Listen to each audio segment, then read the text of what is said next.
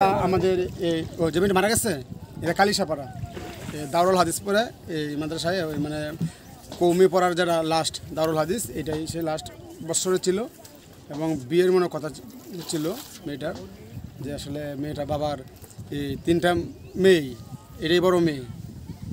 আর এই আমার বাম পাশটাই নৌকাডুবির ঘটনা ঘটেছে যেটা কেরনকলা থেকে কালিশাপাড়া একটা নদী আছে এই পারাপারে, আর একটা আছে এইদিকে আপনি ডান পাশটি ধরেন, ডান পাশে আছে কেরনকলা থেকে মৌ মানে চণ্ডীগড়ের একটা অংশ মৌ।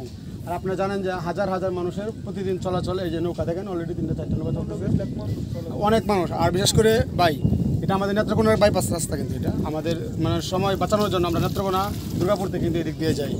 এটা বিশেষ করে শীতকালে আমরা নেত্রকোনা যাইলে সর্বোচ্চ 30 মিনিট লাগে এই যে মোটরসাইকেলে গেলে।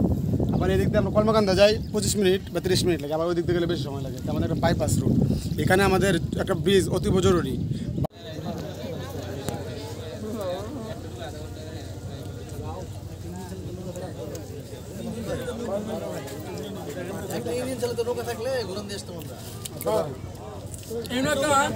নৌকা আছে, নৌকা রেখে আসামে গেছে।